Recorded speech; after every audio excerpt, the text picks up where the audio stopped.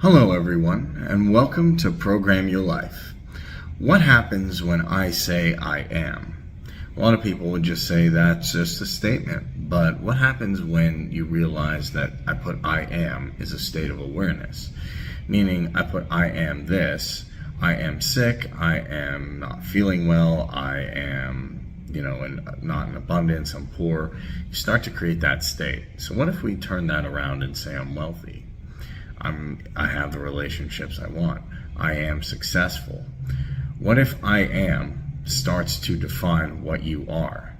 And as we talked about in the previous video, you don't attract what you want, you attract what you are. So here's Dr. Wayne Dyer to explain that concept to us. I am well. I am perfect health. I am that. I am. That is my affirmation. That is how I live. That is how I breathe. That is how I believe. In the book of Joel, there's a line that says, "Let the weak man say, I am strong." Now, one of the things that I want to leave you with here in the time that I have with you today is for you to become conscious of how you use this term, I am. I have a CD, along with my friend James Twyman, that is, what they did with this is, it comes from the Moses Code, which is a book I encourage you to look at, by James Twyman. And what they did is they took the sound in Hebrew of the letters that mean I am that I am. Supposedly this is what God said to Moses. And they have associated the sound with what those letters meant back 1,300 years before the birth of Christ, or 3,300 years ago, and come up with the sound. The sound is a meditation that I do every day. And what I recommend that you do, so what I encourage you to do in terms of manifesting, before I get into the principles, is to take out a piece of paper sometime when you're at home, and it sounds like a silly thing to do, but I want you to do it. I want you to write at the top of that page the word that, T-H-A-T, that. Okay. And under that heading, whatever it is that you would like to attract or manifest into your life, I would like you to just write that down. All right? So if it's a job that you want, if it's a relationship that you want, if it's a healing that you want, if it's abundance that you want to attract into your life, whatever it is, just place it underneath that. And come to a place in your life where it is spoken about in the book of Romans, in the New Testament. He calls those things which do not exist as though they did. You must be able to get to this place in your life where you don't use the evidence of your senses, what your eyes tell you, what your ears tell you, what your stomach tells you, what you see written down, what the internet tells you.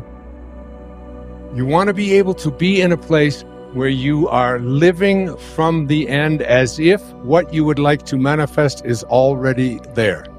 To make a future dream, a present fact, you must assume the feeling of that wish as already being fulfilled. All I can say to you is that so many incredible miracles have manifested into my life since I began practicing this meditation.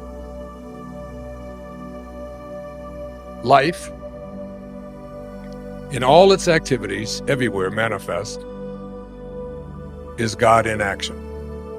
Remember what I said earlier, the life in your body is weightless, and it is God. It is what you originated from, it is what you will return to. It is where my mom is right now.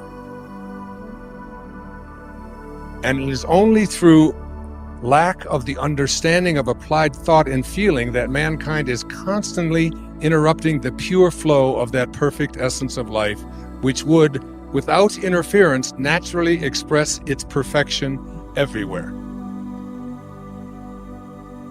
Saint Germain has come to me. I feel as if I have spoken to him. And one of the things that I know from Saint Germain, from Babaji, is that it's only 1 in a million people who spend any amount of their time giving thanks to the I am presence that is your very essence, your being. Not giving thanks for all of the bounty that you have in your life and for your health and for all of the nice things, but to be in a state of gratitude for the awareness that who you are is this divine essence, this divine being.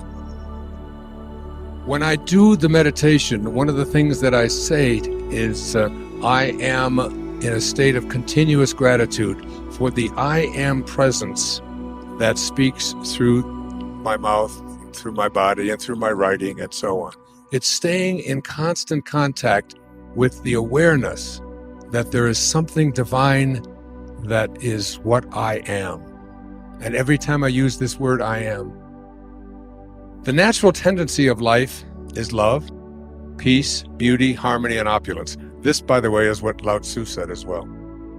For life cares not who uses it, but is constantly surging to pour more of its perfection into manifestation, always with that lifting process which is ever inherent within itself.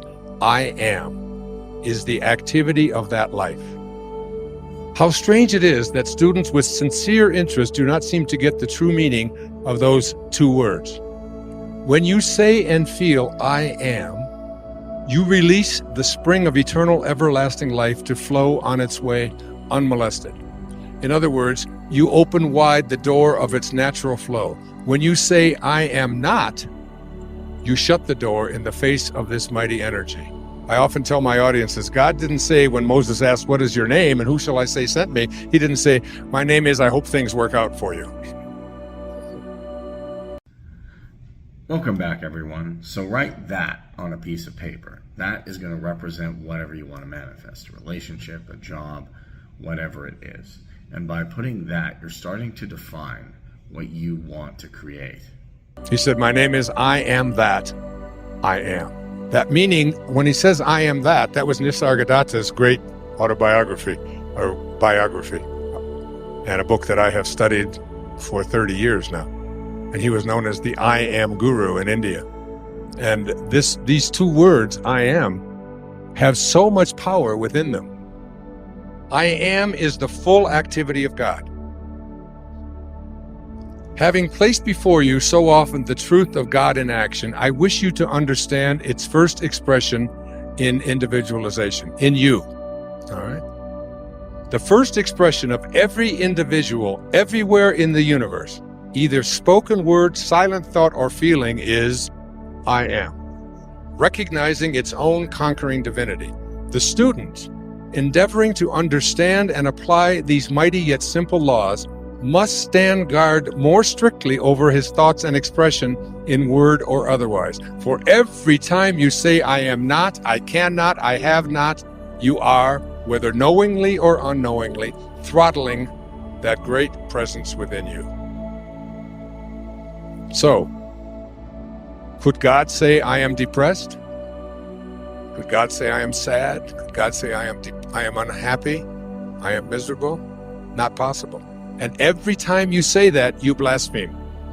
Because when you use the words I am, you are in union, you are in yoga with God.